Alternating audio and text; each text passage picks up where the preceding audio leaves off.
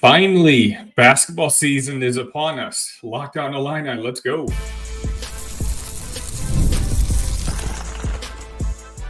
You are Locked On Illini, your daily podcast on the Illinois Fighting Illini. Part of the Locked On Podcast Network, your team every day. Welcome back to another episode of Locked On Illini. Thank you for making us your first listen every single day. Simple reminder, you can find us on your favorite audio platform or on YouTube. Just do a quick search for Locked On Illini. We can also find myself on all your favorite social medias, Locked On Illini. If that's a way for you guys to get a hold of me, if you want to get in contact with me, if you have some show ideas or if you have some feedback, feel free to reach out to me and let me know. Today it's Friday. It's a Friday evening, so I figured I'd have a little bit more of a chill episode. It's a community show, so please say hello in the comments. Let me know where you're watching this from. And more importantly, I want your Illinois-Oregon predictions, and I want your Illinois men's basketball predictions on Sunday. Does the final score matter? I guess I'll talk about it in a second. But what is it exactly that you guys want to see on Sunday? Basketball season's here, and that's kind of what makes us Illini fans more excited. Football's nice, and some of us, me in particular, love football, and we're super happy that we're sitting here at 6-1. But I know where the bread is buttered, and that's with Illinois basketball. So that's where we're going to start today. But before we do that, today's episode is brought to you by FanDuel. Place your first $5 bet, and you'll get started with $200 in bonus bets guaranteed. Visit FanDuel.com to get started. Okay, so finally, Illinois is going to be suiting up against Ole Miss on Sunday. A matchup of two fantastic coaches. You're talking about Brad Underwood and you're talking about Chris Beard, two of, in my opinion, top 20 coaches in the country. The game obviously doesn't matter on the grand scheme of things. It's a game where it'll be nice to watch. I believe the game is on the SEC network, so hopefully some of you guys have that. This is what I want to see. And again, I want to know what you guys wanted to see. For me, okay, so Brad Underwood a couple days ago did say that Tomislav Ivisic was cleared to play. So what does that tell you? He did say that he isn't cleared to play in the season yet, but if he's cleared to play in this exhibition game, that makes me more optimistic that this, whatever is going on with the NCAA, is not going to be on for much longer. Obviously, before, we've been talking about it during this offseason. To me, the worst case scenario was what went on with his brother in Kentucky last year. And I think his brother got to play in January 22nd of last season. And if we had to wait till the beginning of January, I think that would have been a huge, very unfortunate. Let's put it that way. I think Illinois is a good team without him. Illinois can be a top 4 Big Ten team without Tomislav Ivisic, but the size he brings, nobody else brings to the lineup. And so with his outside shooting ability that people who are watching these practices are claiming that he has, I think he's almost vital in order for us to contend for the Big Ten championship, which is something we all want. So having said that, one of the things that I'm kind of looking forward to watching on Sunday is how much he plays. I think how much he plays will have a lot to do with where the coaching staff thinks they are when it comes to this timeline. I think if he plays 10 minutes or so, and it's pretty obvious that they're trying to give Morez Johnson or Kerry Booth more of a run, well, then they may think that, hey, yeah, we're not super confident he's going to be ready for a week and a half when we kick off the season. So let's give our guys most of the run on the court, see the chemistry, start having them, work with the first team right off the bat. But if Tomislav plays for 20 minutes, if for 25 minutes, then all of a sudden you get the idea that maybe, just maybe, his clearance to play basketball is sooner than we all kind of suspected. Now, I do expect him to start, especially if he's cleared to play. My prediction at the beginning of the offseason was that Tomislav would be our starting center. I switched that recently just because it didn't look like he was going to get cleared in time. And who knows, he still might not get cleared in time for that first game against Eastern Illinois. But if he's playing, he's cleared, I think he starts. I just think a guy with his experience, with his size, he's going to get the run with the first team unit. Speaking of which, who is that starting lineup? Also something that I'm really looking forward to seeing. I feel like you can etch in, it's going to be Kasparis. Pretty confident in saying it's going to be Hammerkaus. Pretty confident it's going to be Visic. I'm pretty sure it's going to be Kylan. But then who takes that fifth spot? Is it Trey White, who I've talked about ad nauseum on the show? Or is it Will Riley? Will Riley, obviously, being the star recruit who apparently led the entire team in that secret scrimmage against Butler. That is something I'm very interested in seeing. Trey White, or, I guess we need to mention Ty Rodgers. I didn't even mention him. Ty Rodgers is another option there. I'm also, speaking of Ty, very interested in seeing how much time on the floor together Ty Rodgers and Morez Johnson will have. I've talked about this before. I know some of you guys disagree, but the reason I had put Ty Rodgers in the starting lineup or Morez Johnson in the starting lineup and then the other on the bench is because I just feel like when you have both of them on the court together, that severely limits that aggressive 5-out type of space offensive basketball that Illinois enjoys playing now. With two guys who really aren't really shooters, it kind of negates whatever advantages that Kasparis can get for you. So for me, my thinking was, okay, maybe Morez starts, especially with the Visic's status, and then Ty Rodgers will come off the bench. But since it looks like a Visic is starting, well, then Morez is coming off the bench and Ty Rodgers is coming off the bench. How is Brad Underwood going to play that around? Is Ty going to come in when Kerry Booth is the backup center? Is Ty's minutes mainly going to be tied to someone like Booth? Because at least Booth can hit the three. You can still kind of play the same style of offense between Booth and Visic. Or are they going to bring Morez and Ty in together? I mean, that's going to cause a headache for other teams when it comes to pure hustle-wise, right? When it comes to rebounds and just making basketball plays, those two are two of the best on this team. But it's just unfortunately they lack the scoring aspect. So that's something we're just going to have to kind of find out. The other thing we have is, okay, the final score. Does it matter? I say no. I say no, not at all. The final score of this game, I don't even want to pay attention to. And I'll tell you something else. I want the game to be close. I want this game to be within a couple points at the end of the game. The reason being is I want to see who Brad Underwood game plans for at the end of the game, if that makes sense. I want to see, is Kasparis the guy that he trusts at the end? Or is it someone else? Is it Trey White that he gives the ball to? Who is it? Is it Kylan? We're going to have some easy games, at least at the beginning of the season, right? It's going to be Eastern Illinois. I mean, obviously, we have some tougher teams coming up. We have one of the toughest out-of-conference schedules as it is, but we're not going to need a game-winning score, hopefully, against a Eastern Illinois. Ole Miss is a good basketball team, though. Ole Miss is bringing back 3 guys who I think average over double figures from last year. Now, they have a lot of transfers themselves, so this is kind of going to be looking like a mirror, looking into a mirror between these two teams. And, again, Chris Beard is a really good coach. But the question here is,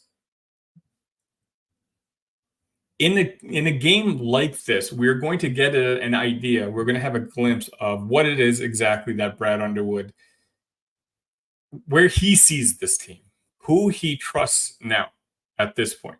Because right now, it's all hearsay. It's all people who watches practice, right? And I appreciate you, Jason, for messaging me saying the chat isn't working tonight. So I apologize for that. I'm not sure what's going on, but I'll just continue through. If it works later, please let me know. But I want this game to be close at the end. I want to see who has the ball. I want to see how we play defensively. You know, everyone and their mom on their social media, all these content creators joke around. And, you know, Brad Underwood did himself. So I'm not exactly too surprised about how poor this team looks defensively, in particular in practice. Even Kevin Sweeney, who was on the show about a week and a half ago, he made a comment on it saying that like guys like Will Riley just don't look nearly, maybe they don't look necessarily ready for the defensive side of the football. Well, okay, how bad does it look though? I think we're going to get an idea on Sunday. Are we going to have the same type of games last year where we win 95-87? I mean, sure, I'll take it, but is that what we want? Hopefully, you know, again, that's another reason that I feel like you want Kylan and Trey White, who may be your two best defenders on the court, as much as possible. But, you know, that's another thing we'll see. Let me know. I know the comment section is not working now, but if you're watching this later, you can always come back and leave a comment on this episode. Let me know what you're looking forward to when it comes to this exhibition tomorrow. Hiring a great developer can be really Be right back. Are so helpful when I'm trying to find talent. All the information I need is right there. From developers, past work, to their ratings, to their reviews, it's really easy to see.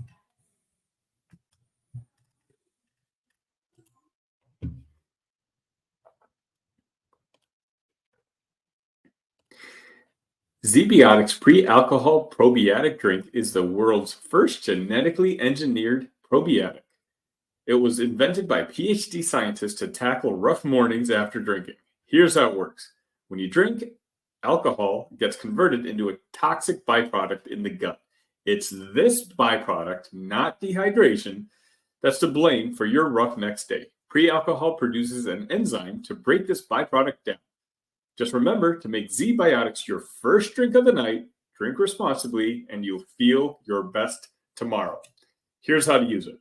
Step 1, drink pre-alcohol. For best results, make pre-alcohol your first drink of the night. Step 2, drink responsibly. Pace yourself, hydrate, and get a good night's sleep. Step 3, enjoy tomorrow. Wake up feeling refreshed and ready to take on the day. Go to zbiotics.com/LockedOnCollege to learn more and get 15% off your first order when you use Locked On College at checkout. ZBiotics is backed with 100% money-back guarantee, so if you're unsatisfied for any reason, they'll refund your money, no questions asked. Remember to head to zbiotics.com/LockedOnCollege and use the code LockedOnCollege at checkout for 15% off.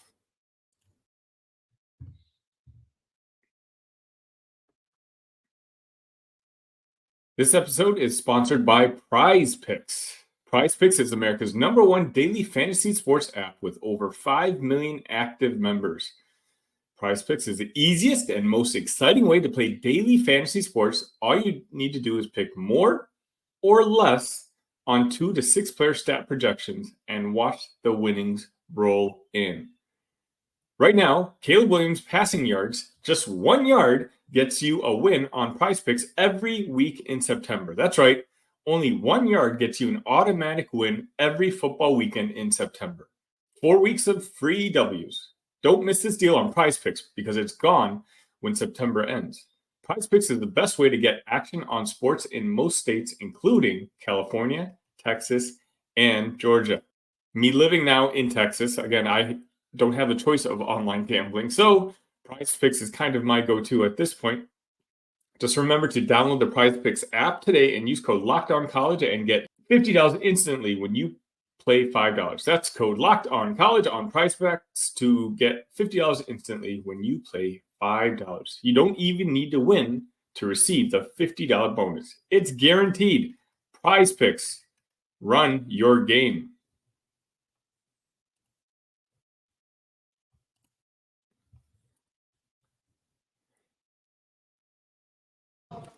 All right, now I know it's Friday because all the technical issues going on. I know some folks are having trouble commenting on this video. I apologize for that. And I think that ad was one of the older ads. I apologize for all that. But anyways, you know what? The vibes are good. At least you guys can do is hit that like button while you guys are here. Hit that subscribe button. I'm so close to 1,400. Let's set the vibes right. If you think Illinois football has a chance to win against Oregon on Saturday, hit that like button. Let's get us to a couple dozen likes. Let's get us to the magic 1,400 right before kickoff against Oregon. Again, I'm here every single day. I'm going to try to record a post game tomorrow or Saturday. It depends on when you guys are watching this after Oregon. And then Sunday, if there's enough interest, and please let me know in the chat whenever you can, if you want me to do a post game of that exhibition game. I don't mind. I can come on here and Sunday we can talk about the game. I think it'd be interesting. I think there's a lot of thoughts we might be able to share amongst each other. Let me know again in the chat. You might have to do it after the show is over. I apologize, but that's something that I'm definitely open to doing. But Illinois, Oregon. If some of you didn't get a chance to watch my crossover episode, I finally did make a prediction. I think I was having a little fun with it, so I'm going to go ahead and play that video right now. What we do on Saturday will echo far beyond those walls. We're standing on the edge of history. Oh, wrong button.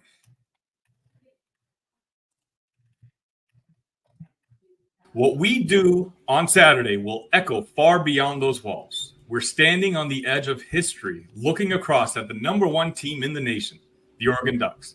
They've been called unbeatable. They've been crowned already in the eyes of many, but not in our eyes. Not on Saturday. They look at us and see just another obstacle, another game on their path to glory.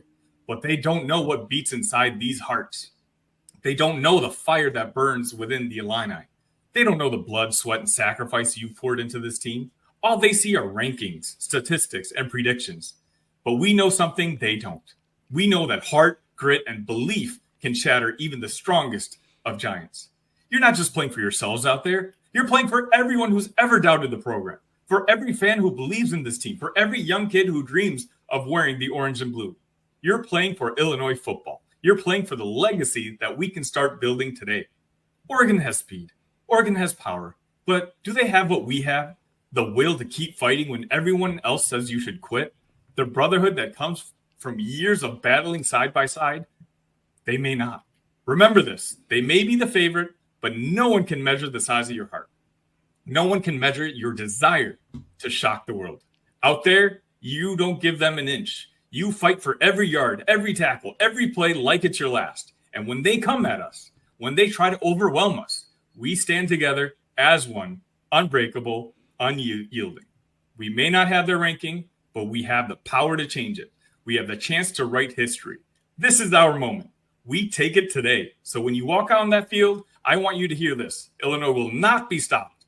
We will fight, we will rise, and we will win. 24-23, Illinois. So that was me in our crossover episode with the Locked On Ducks and the Locked On College Football. Seth McLaughlin, he's one of the hardest working people I know. Definitely check him out. Whether you're an Oregon fan or just a college football fan, he's got one of my favorite college football shows, as is. Now, I mean, some of that was obviously just tongue-in-cheek. I just got tired of all week long hearing about how Illinois has been overrated and that we don't stand a chance on Saturday. And am I saying that the game is likely that Illinois is going to win? No.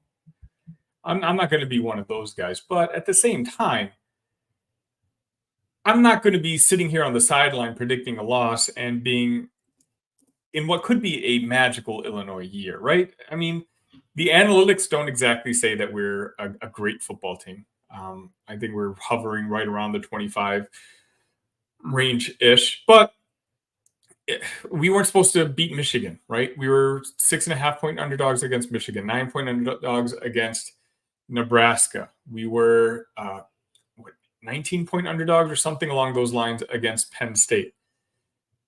We were in all those games. We won 2 of them. We were underdogs against Kansas. We won that game. And so for me, there is a game script where Illinois can come out victorious. But again, I'm not going to be upset. And I hope you guys are not going to be upset if ultimately we don't end up being on the victorious side of that game. What I want to see in that particular game is us compete. We're going to need a big game from Luke Altmaier where he just doesn't make some of the mistakes that he made last year, or even against that Penn State team. We're going to need Illinois to make some of the turnovers that we were able to pull off against Michigan. If we go series for series with Oregon, we're not going to win this game. And that's not me being a Debbie Downer. That's me simply saying Oregon's really good. Oregon's got 5-star athletes all across that football field. Like, we're not supposed to win this game. There's a reason we're 3-touchdown underdogs. But football is a very weird sport. And those of you of my everydayers saw me say this against the Purdue game, right? Sometimes college football happens. What I do know is Brett Bielema and that coaching staff is going to have this team ready to compete on Saturday. And just because I may not be super optimistic on the result of the game doesn't mean that that locker room and that coaching staff is not confident that they're going to win this game. They all traveled to Eugene. They got there, I believe, yesterday, and they all think they're going to win this game. And that's ultimately all that matters. What I want to see is them compete, but quite honestly, for me, if they don't win, even if they get blown out, I don't think I'm going to lose much sleep on Saturday. For me, it's a game where I'm going to sit back, relax, hope for the best, but just kind of soak in everything that we've played for so far. If ultimately we ended up being 6-2 after the Oregon game, every single one of us would have taken it. I feel like a lot of us would have been content with 4-4 with how difficult our schedule has been. But the difficult part of the schedule is done after Saturday night. After Saturday night, we'll have Minnesota, Rutgers, Northwestern, Michigan State. All solid teams, but teams that I think we're going to be favored over. Teams I think we can win. 10-2 is still on the table. I might be crazy in saying that, especially I feel like I might be crazy just because I see so many Illinois overrated texts or, on social medias or other people doing previews on YouTube, whatnot. Illinois is still not getting much respect. I hope that if Illinois loses to number 1 Oregon at Oregon, we don't drop out of the top 25. But I feel like Illinois might. Because we're Illinois. I hope not, but we'll see. It's going to be interesting to watch Indiana on Saturday. Keep in mind, we're basically hoping that Indiana loses at this point because there's a good chance we're going to be battling them for a potential spot, that potential 4th spot in the college football playoff for the Big Ten. So without Curtis Rourke, they're playing at home, and I do believe they're a touchdown favorite against the Washington Huskies. But the Washington Huskies have good games every now and then. They did beat Michigan earlier a couple weeks back as well. So hopefully with their starting quarterback out, you don't like to wish anyone being injured, but the bottom line is Rourke is already injured. And I would be rooting for Indiana to lose if Rourke was playing. So, that's where I'm coming from. Indiana's going to lose at Ohio State, but if they finish the season 11-1, then our 10-2 is just not going to matter. If we can finish 10-2, and especially if we can put on a good performance tomorrow against Oregon, when we've already put on a good performance against Penn State, our only 2 losses being to teams in the top 3 away at their place, I think we're going to be in really good shape. And again, the dream is not over. The dream is not over for me. We're still going to have to focus on the remaining 4 games afterwards. And don't get me wrong, I know the staff will know that. But it's a conversation worth having. It's a conversation maybe while you're watching the game tomorrow. Where, again, I'm not speaking for you guys. If you guys think, you're in it, like you think we're going to win, that's fine. That's amazing. And I hope you're right. But for me, as someone who's just going to watch it casually and see how we stack up against a team that talented, I mean, this is clearly the most talented team we've come across. Michigan's defensive line was great. This one, from the all 22s I've been watching, guys, is elite. This defensive line that we're going up against tomorrow is better than what Michigan had. Now, we held that Michigan defensive line to a stalemate. So again, it's not like it's written in stone. I've predicted that Illinois is going to win 24-23, but it's going to require a +2, +3 in the turnover battle. We're going to have more possessions than Oregon's going to, because if it's a shootout, we just don't have the guns that they do. We may have the confidence, but again, they're littered with some of the top football players in the entire country, and there's a reason that's a number one team in the country. I do want to hear your thoughts. How confident are you? I predict us winning, but I'm not super confident in the victory, right? But do you guys think that we can pull this off? And again, I apologize for that the comment streams aren't working now. Hopefully, it'll be fixed by the end of this video once it's uploaded. But let me know your predictions. I want to hear on the starting lineup of the college basketball game on Sunday and your predictions for this Oregon game tomorrow.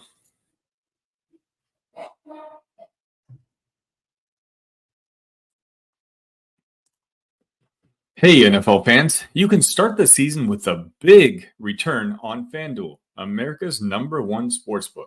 So when you get a hunch in the middle of the game, you can check out the latest stats, view live play-by-play, and so much more on the same page where you place your bets. You'll get started with $200 in bonus bets guaranteed when you place your first $5 bet. That's FanDuel.com.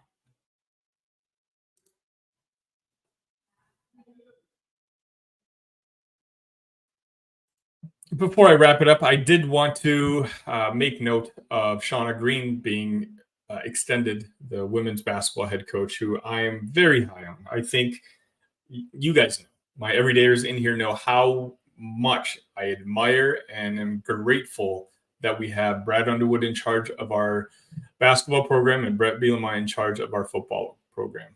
But with that in mind, I'm telling you that I think Shauna Green's ceiling is higher than both of them. And we're truly very fortunate to have her on our side, because let's be honest, Illinois historically is not a very good women's basketball team. And so with her recent success in her first 2 years, she would have been ripe for the picking for one of the bigger programs who might have been interested in offering her more money, more resources and whatnot. But I think what we've seen, and again, another reason we should all just be a lot more grateful, is that money and resources is not something that Josh Whitman is willing to be on the losing end of anymore. But Shauna Green's going to be leading the women's basketball team for at least the next couple of years, it looks like. And I put up a vote on all the social medias, and I put up a vote right here on this YouTube page. And it sounds like you guys do want some more Illinois women's basketball coverage. And so I'm going to do my best to provide that for you. I'm going to watch as many games as I can. I'm also looking for someone who's watches or who's interested in getting into the content creating field. If that's you, please reach out to me. Basically, I'm looking for someone to come on once a week, maybe twice a week, just to give us some stories on the women's basketball team. Why? Because you guys asked for it. And the show is my show, but as I tell you guys every single day, it's just as much your show. We're already the second biggest page for Illinois sports on all of YouTube. And keep in mind, this page started just 5 months ago during the off season, when there was no football going on, there was no basketball going on. And I attribute that all to you guys and your enthusiasm for the show. It helps me want to come on here and make content for you guys daily, even when I have troubleshooting issues like I had today. But that's going to wrap it up for today's episode. Again, I apologize for some of those issues. Just know I'll probably be right back on after the game against Oregon tomorrow. Also, follow me on Illini Cast, which is also on YouTube. That's more long form. I might be getting on a little bit today or on Saturday or Sunday even. that one, I can do my own format, so I can stay on as long as I want, and I don't have to keep the episodes around a half hour long, and we can just kind of have more of a community show. So definitely find me on that. And otherwise, I will see you tomorrow after the Oregon game, and hopefully we're going to be celebrating a big Illinois victory where, I mean, if we win that game, we have to be in the top 10, right? With Illinois, you just never know. But regardless, hit that like button, hit that subscribe button. I appreciate you guys so much. I love you guys.